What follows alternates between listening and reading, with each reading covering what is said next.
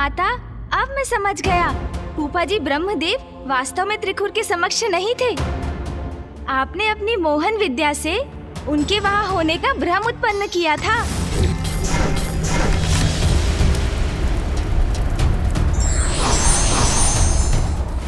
किंतु माता, आप त्रिखुर का मस्तिष्क किसी के स्वर अथवा किसी अप्सरा के माध्यम से भी तो नियंत्रित कर सकती थी।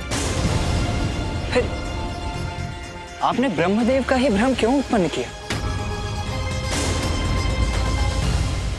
त्रिखुर पूर्व में मेरा भक्त था, उसने मेरी तपस्या की थी।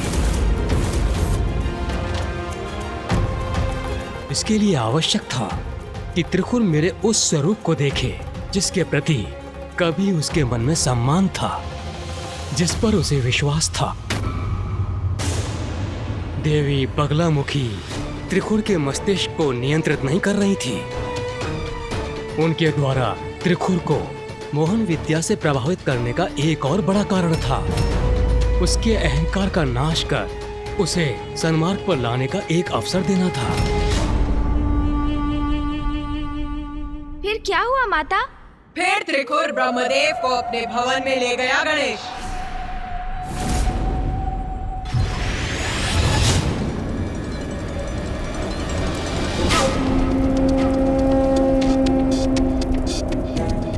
ये ज्ञात नहीं, बार बार इर्द गिर्द किधर देख रहे हैं स्वामी। मुझे तो बस इतना ही स्मरण है कि वो नन्ही परी स्वामी के निकट आई और अदृश्य हो गई। मेरे विचार से ये उसी माया देवी का किया धरा है जो आकाश में प्रकट हुई थी। परंतु अब तो वो चली भी गई और ये संपूर्ण घटनाक्रम, उसका ये परिणाम मेरी समझ से तो परे है।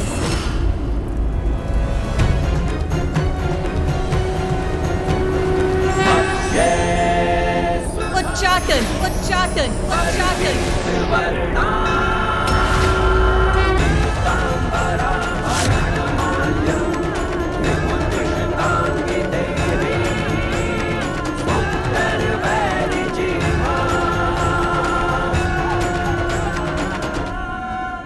उच्चाटन? हाँ, मैंने उच्चाटन विद्या उत्पन्न की, जिससे किसी को भी विक्षिप्त बनाया जा सकता है, जिससे वो विचित्र व्यवहार करने लगता है, जो नहीं कहना चाहिए वो कहने लगता है, जो नहीं करना चाहिए वो करने लगता है। और अब यही अवस्था त्रिखुर की भी होने वाली थी।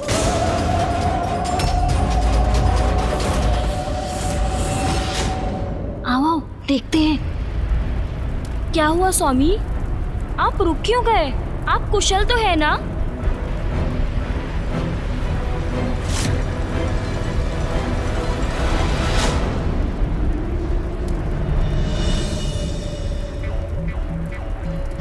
आपको अपने साथ अपने राजमहल में पाकर मैं कृतार्थ हुआ। सर्वथा कुशल है स्वामी। प्रतीत होता है मेरा ही सम्मान करने के लिए यहाँ रुके थे। ये मूढ़ बुद्धि गुरुपा क्या समझेगी? स्वामी मुझे मेरी बुद्धि, मेरे उनके प्रति निष्ठा के लिए सम्मानित करने हेतु मुझे संबोधित कर रहे हैं। आइए, मैं स्वयं आपको राजमहल के भीतर ले चलता हूँ। अवश्य असुर सम्राट, अवश्य। मेरा इतना सम्मान, किंतु ये तो होना ही था। इसी पल की प्रतीक्षा तो मैं कब से कर रही थी।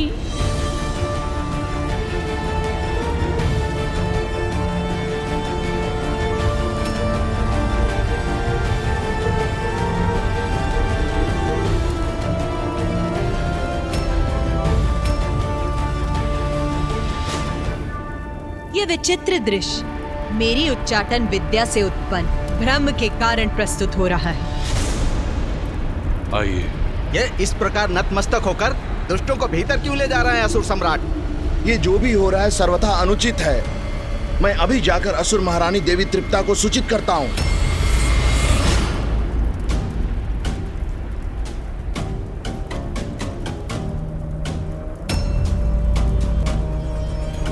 आपके राजभवन में आपका स्वागत है।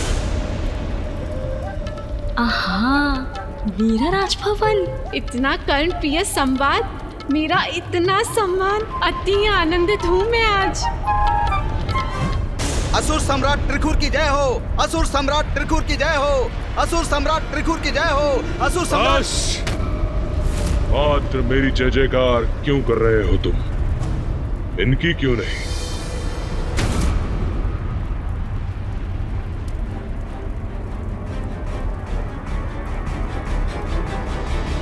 अवश्य सम्राट, इनकी भी जय, इनकी भी जय हो, इनकी भी जय हो, इनकी भी जय हो, इनकी भी जय हो, इनकी भी जय हो। मेरी जय जयकार हो रही है यहाँ। असुर सम्राट की प्रथम सेविका हूँ मैं, तो मेरी जयकार तो होनी ही चाहिए। इनकी भी जय हो, इनकी भी जय हो। हाँ, अब उचित है। आइए, आप अपनी राजसभा में प्रवेश कर अपना स्थान ग्रहण करें।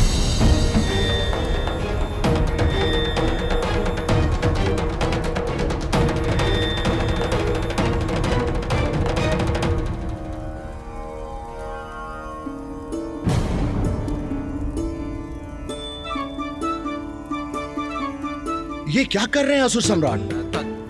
इन चाटुकार मूर्खाओं का इतना आदर क्यों कर रहे हैं असुर सम्राट?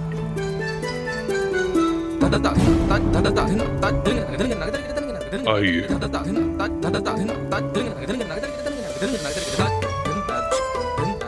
अब अपना आसन स्वीकार करने की कृपा कीजिए।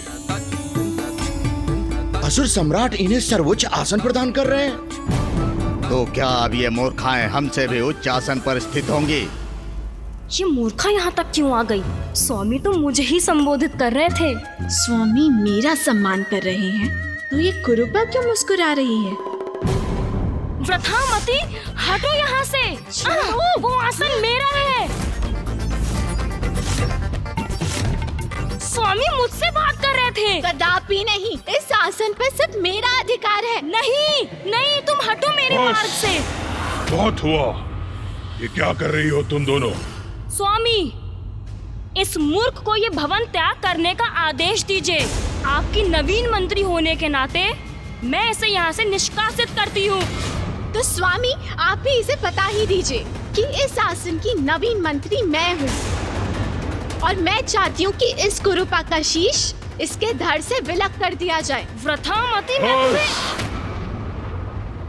किसने कहा तुम दोनों को कि इस आसन पर तुम दोनों में से कोई प्रतिष्ठित होगा? स्वामी, ये क्या कह रहे हैं? ये आसन ना मेरा है और ना इसका। तो फिर कौन स्थित होगा इस पर? इस आसन पर प्रभु स्थित होंगे।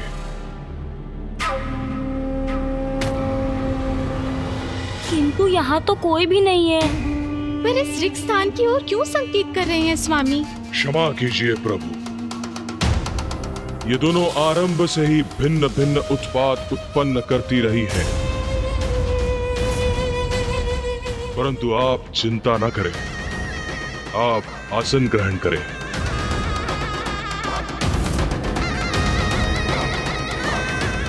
मूर्खों, हट जाओ इनके मार्ग से। किसके मार्ग से हटना है? असुर सम्राट हमें कहाँ हटने का आदेश दे रहे हैं? दूर हो जाओ इनके मार्ग से।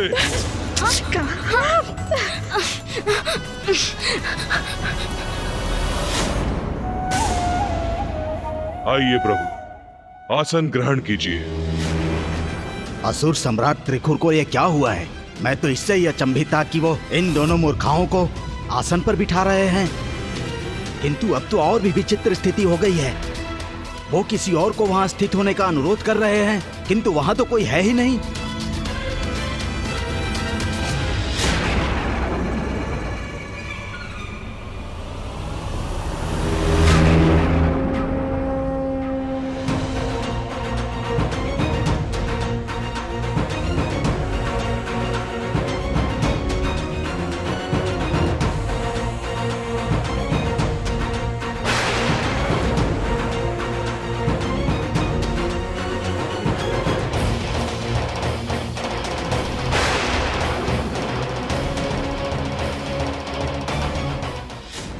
मंत्रियों और सभासदों, दो बातें।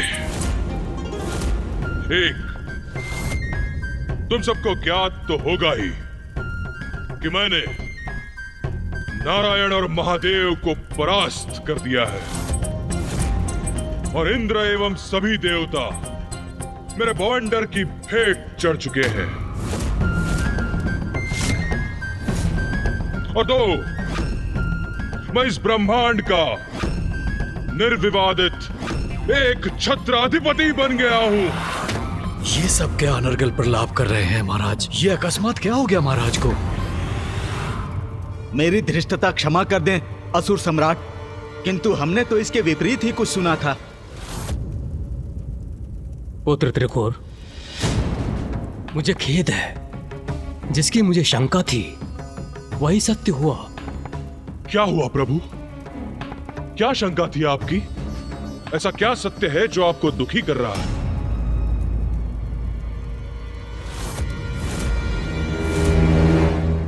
मुझे आशंका थी कि तुम्हारे राज्यसभा के अधिकांश मंत्री तुमसे ईर्ष्या करते हैं और यही ईर्ष्यालु मंत्री तुम्हारे ब्रह्मांड के स्वामी बनने के प्रयास में बाधा बन रहे थे। उचित थी मेरी शंका। मैं तुम्हारे राजकाज का निरीक्षण करने इसलिए आया था कि सत्य ज्ञात कर सकूं और तुम्हें सावधान कर सकूं। किंतु प्रभु, ये शंका क्यों जागृत हुई आपके मन में, और ऐसा क्यों प्रतीत हुआ कि ये सत्य भी है? सत्य तो तुम्हारे समक्ष है पुत्र। तुम ब्रह्मांड विजेता बनकर आए हो और तुम्हारे मंत्री तुम्हारी इस महान उपलब्धि पर प्रश्न चिन्ह लगा रहे हैं, तुम्हारे कथन पर संदेह करने का दुस्साहस कर रहे हैं।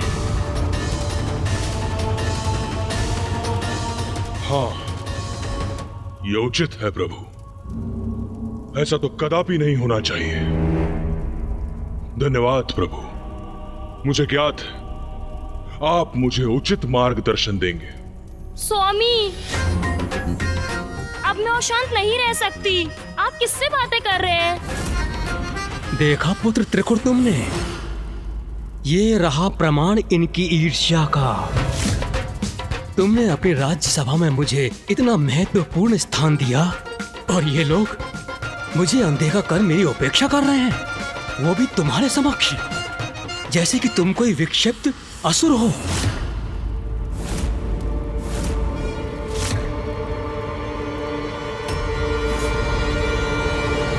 तो मैं ही दिखाता हूं इन्हें कि एक विक्षिप्त असुर क्या क्या कर सकता है।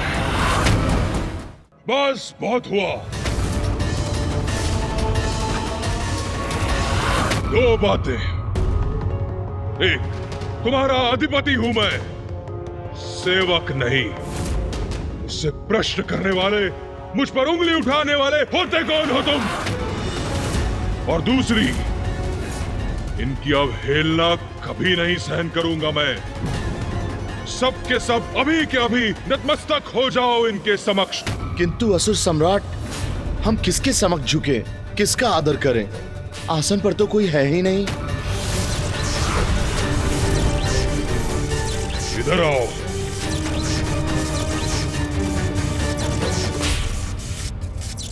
मेरे आदेश की अवहेलना कर रहे हो तुम।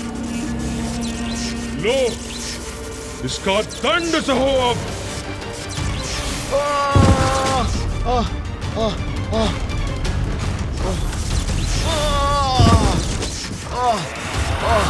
नहीं,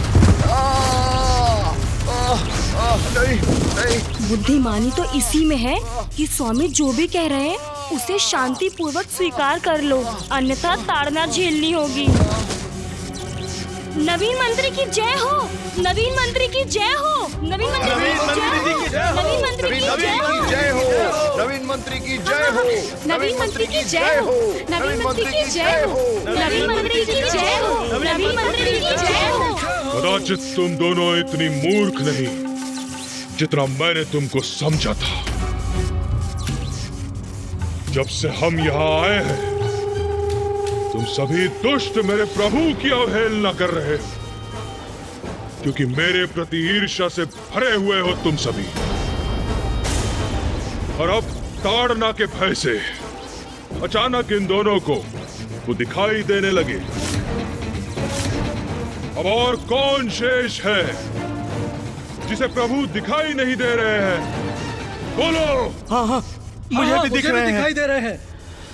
हाँ हाँ हाँ हाँ, मुझे भी दिख रहे दिखाई दे रहे हैं। हाँ असुर महाराज, मैं तो शुरू से ही देख रहा हूँ इन्हें। वो तो हमारे साथ ही हैं। नवीन मंत्री नवीन मंत्री की जय हो, नवीन मंत्री की जय हो, नवीन मंत्री की जय हो, नवीन मंत्री की जय हो। भय के बिना आदर प्राप्त नहीं होता।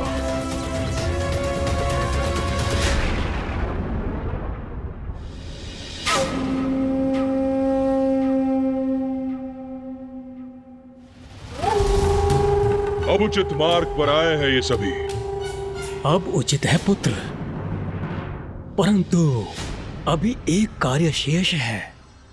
अब तुम ब्रह्मांड के अधिपति हो, इसलिए तुम्हारे राज्य के नियम और तुम्हारे मंत्रियों के कार्यभार पूर्व के समान नहीं रह सकते। इसलिए तुम्हें अपने मंत्रियों को नवीन दायित्व देने होंगे, उनका कार्यभार बढ़ाना होगा। अब संपूर्ण ब्रह्मांड का भार जो है तुम्हारे ऊपर। आप सर्वतः उचित कह रहे हैं प्रभु। अब क्या कह दिया उस महापुरुष ने? मैं ब्रह्मांड का सम्राट हूं, तो मैं अपने मंत्री परिषद में कुछ परिवर्तन करूंगा। सभी मंत्रियों को नवीन दायित्व दूंगा और इसका प्रारंभ होगा सेनापति से। युद्ध भूमि हो अथवा राजसभा, संकट का सामना सर्वप्रथम मुझे ही क्यों करना होता है?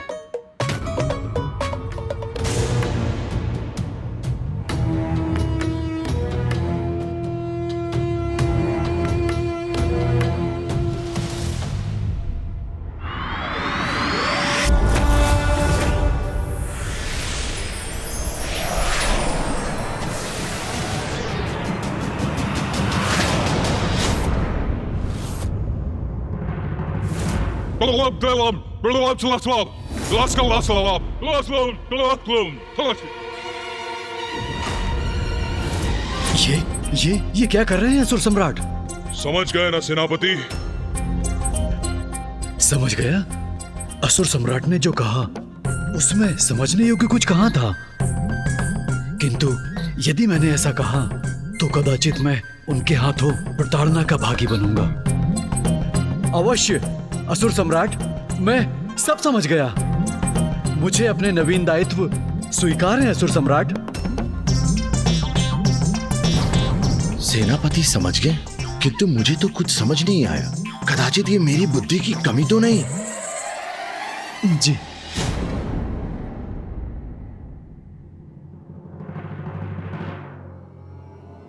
और सुनो, तुम्हारे लिए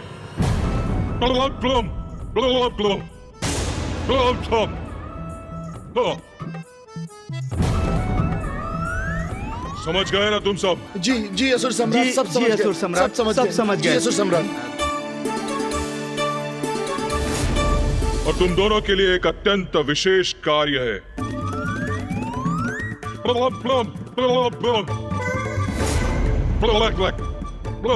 जी स्वामी, उचित है, हम समझ गए। रुको दुर्मुखा, तुम्हारे लिए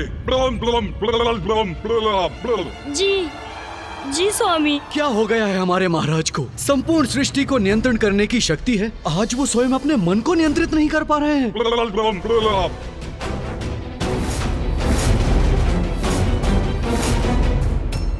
वो दुष्ट अपनी विक्षिप्त बुद्धि से संपूर्ण सृष्टि को संकट में डाल रहा था और आपने उच्चाटन विद्या का प्रयोग कर उसे वास्तव में विक्षिप्त बना दिया। किंतु अभी तो उसे और सीख प्राप्त होनी थी ना माता।